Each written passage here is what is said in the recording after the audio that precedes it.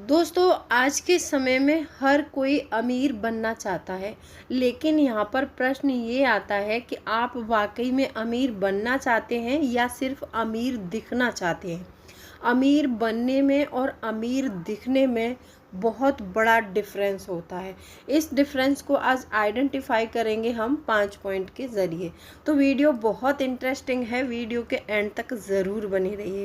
Hello everyone, मैं हूँ राधा चौहान और आपके अपने चैनल क्रिएटिव चौहान में आपका बहुत बहुत स्वागत है। आई होप आप सब अच्छे होंगे और सेहतमंद होंगे और आप लगातार मेरी वीडियो के साथ भी बने हुए होंगे।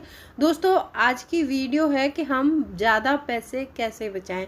वीडियो बहुत इंटरेस्टिंग है, तो वीडियो के एंड तक ज़रूर बने रहिएगा। और अभी तक आप लोगों ने अपने इस क्रिएटिव चौहान चैनल को सब्सक्राइब नहीं किया है तो आप लोगों से एक रिक्वेस्ट है, सब्सक्राइब करिए अपने इस चैनल और बेल आइकन को भी ज़रूर प्रेस कर दीजिएगा ताकि ऐसी ही इंटरेस्टिंग वीडियो के नोटिफिकेशन आपको मिलते रहे। दोस्तों, वीडियो पसंद आए तो एक लाइक ज़रूर कर दीजिएगा। तो चलिए स्टार्ट करते हैं वीडियो को। सबसे पहला पॉइंट आता है कि यदि हमें वाकई में अमीर बनना है तो हमें जो महंगी गाड़ी और ये महंगे महंगे शौक है ना, इनको यहीं छोड़ना होगा। देखो, बहुत सारे लोग ऐसे होते हैं कि मतलब किसी के देखा देखी में आकर एक महंगी गाड़ी परचेस कर लेते हैं।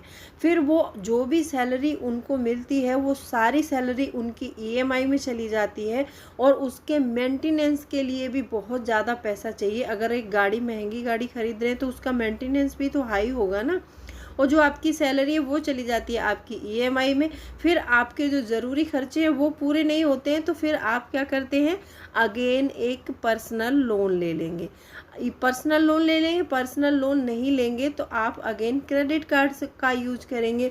अब क्रेडिट कार्ड भरने के लिए भी तो पैसा चाहिए, उसमें 45 दिन का टाइम होता है, किसी में 35 दिन का टाइम होता है। अगर टाइम के अकॉर्डिंग आपने उस क्रेडिट कार्ड के पैसे को पे नहीं किया तो आप पर कितना ज़्यादा ब्याज और चार्जेस लगते हैं उसके, आप खुद समझ सकते हैं कि आप बुरी तरह कर्ज के जाल में डूब जाएंगे। मैं ये नहीं कहती हूँ कि आपको महंगी गाड़ी नहीं खरीदनी है। यदि आपके पास इतना कॉर्पस है, आपने इतना इन्वेस्टमेंट कर रखा है कि आप एक गाड़ी, अच्छी सी गाड़ी इजीली खरीद सकते हैं और उसके मेंटेनेंस का खर्च भी उठा सकते हैं, तो आप ज़रूर खरीदिए, मैं मना नहीं कर रही हूँ। लेकिन एक मिडिल क्लास फैमिली है ना, वो ऐसा नहीं सोचती है।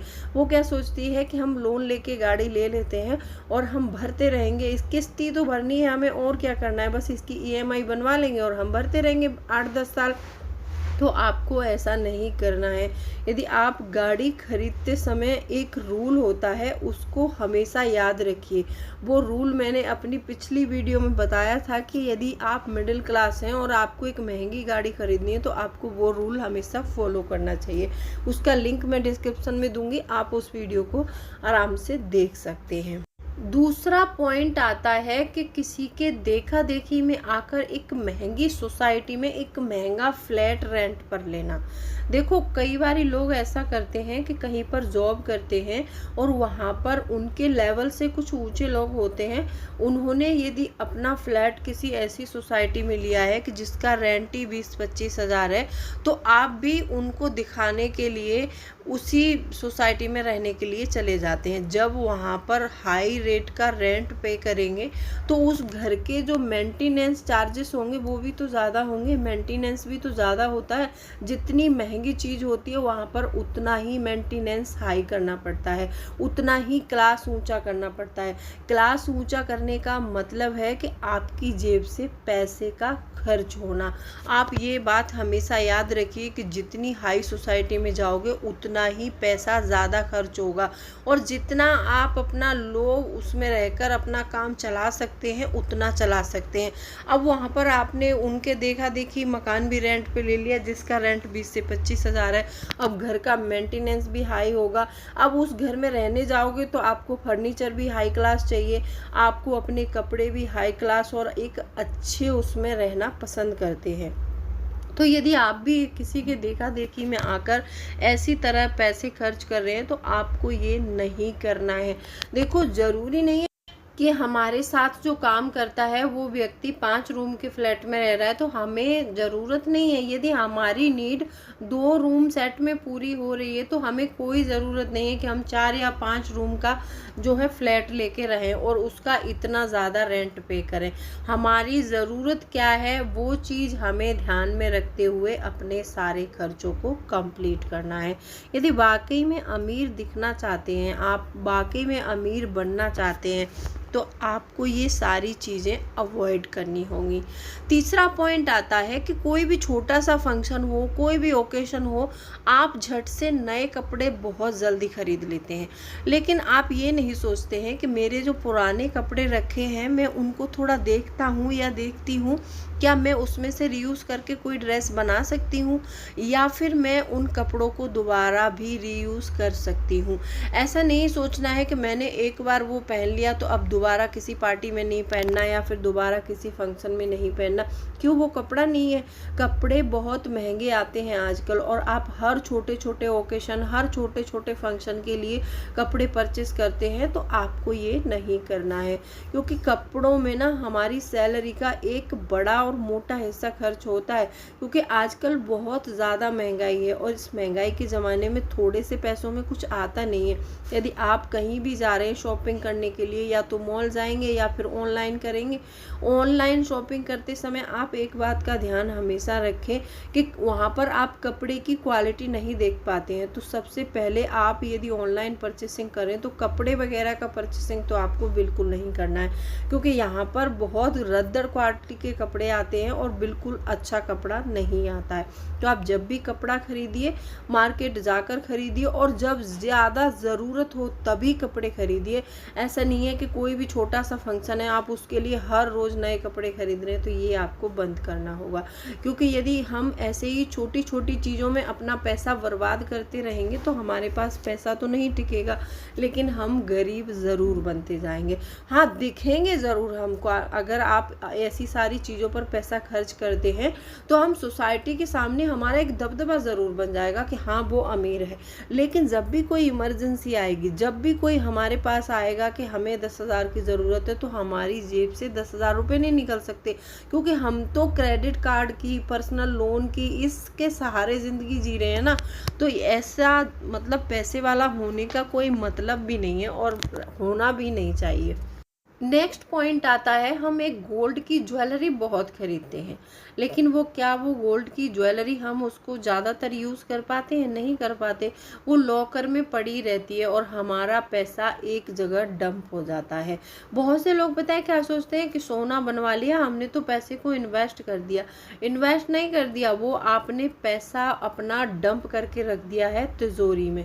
तो आपको ऐसा नहीं करना है। हाँ देखो, सोने पर 2 तरह से इन्वेस्टमेंट होती है। एक तो औरतें होती हैं कि जो सोने के ऑर्नामेंट बनवाना ज़्यादा पसंद करती हैं, उसमें हमें नहीं पता कि इसकी जो है प्योरिटी कितनी है, क्या है, हम उसमें ज़्यादातर नहीं चेक कर पाते हैं। तो वो ऑर्नामेंट जो बनवाते हैं ना, वो इन्वेस्टमेंट अच्छा नहीं माना जाता है। वो तो सिर्फ आप पहन सकते हैं और यूज़ कर सकते हैं। ज़्यादा हो तो आप उसको यदि कहीं गिरवी रखने भी जाते हैं सुनार के यहाँ, उससे पैसे लेके आते हैं, तो वो भी उस पर आपको हर मंथ चार्जेस लेता है आपसे, तब जाके वो उसको गिरवी रखता है। तो ऐसी चीज़ों में अपने पैसे को डंप नहीं करना है। यदि गोल्ड में इन्वेस्ट करना है तो गोल्ड के आप बिस्किट आते हैं, गोल्ड के बाउंड खरीद के रख सकते हैं। वो बाउंड जैसे ही कीमतें बढ़ती हैं तो साथ साथ उसकी कीमतें भी बढ़ती जाती हैं। वो 24 कैरेट का बाउंड होता है, तो आप वो खरीद कर रख सकते हैं। वो हमारी एक अच्छी इन्वेस्टमेंट मानी जाती है। जो ऑर्नामेंट खरीद के रखते हैं ना, वो कोई अच्छा और सही इन्वेस्टमेंट नहीं है। 5वां पॉइंट आता है, ये बहुत महत्वपूर्ण पॉइंट है। आप जो भी कमा रहे हैं अपनी सैलरी का एक हिस्सा ज़रूर बचाइए और उस बचाए हुए पैसे को आप निवेश ज़रूर करिए। जब हम पैसा निवेश करते हैं ना, तो हमारे सारे शौक़ भी पूरे होंगे, आगे जाके सारी ख्वाहिशें भी पूरी होंगी और हमारे जो अमीर बनने का सपना है ना, वो भी बहुत जल्द पूरा हो जाएगा। आपको ये चीज़ हमेशा याद रखनी है कि पावर ऑफ कंपाउंडिंग जो होती है ना, वो 8वां अथवा अजूबा माना जाता है। पावर ऑफ कंपाउंडिंग से बहुत जल्द पैसे वाले बन सकते हैं। आप जितना भी कमाते हैं आज से ही उसमें से अपनी सैलरी का 20%, 30% जितना बचा सकते हैं उतना पैसा बचा करके आप निवेश करते रहिए और बाकी बचे हुए पैसे में से अपने खर्चों को संभाल लीजिए। संभालने का मतलब ये है कि एडजस्टमेंट करके चलाइए। यदि आप जो मिडिल क्लास फैमिली से बिलोंग करते हैं तो आपको ये चीज़ें सारी सोच समझ कर करनी है और किसी के बहकावे में आकर, किसी के दिखावे में आकर, किसी को दिखाने के चक्कर में अपने कमाए हुए पैसे को बर्बाद मत करो। बहुत सारे लोग मैंने ऐसे देखे हैं कि जिनके पास हमने बड़ी गाड़ी ले ली है, कर्जा उससे डबल करके रखा है उन्होंने। तो आपने बड़ी गाड़ी लेने का क्या मतलब है? बड़ी गाड़ी ले ली है, कर्ज भी तो उससे डबल है आपके ऊपर। आप कितने दिनों में इस कर्ज को चुकाओगे? कर्ज के बोझ के नीचे जो दब जाता है ना, वो बहुत मुश्किल से ऊपर आता है। तो यदि आपको दिखावे वाला अमीर नहीं, वाकई में अमीर बनना है तो आपको ये सारी चीज़ें अवॉइड करनी चाहिए। आई होप वीडियो पसंद आई होगी। वीडियो पसंद आई है तो वीडियो को लाइक शेयर ज़रूर कीजिएगा। तो चलिए मिलती हूँ अगले वीडियो में, तब तक के लिए bye bye. Thanks for watching. और कोई भी क्वेरी है तो आप मुझे कमेंट सेक्शन में ज़रूर लिख दीजिएगा।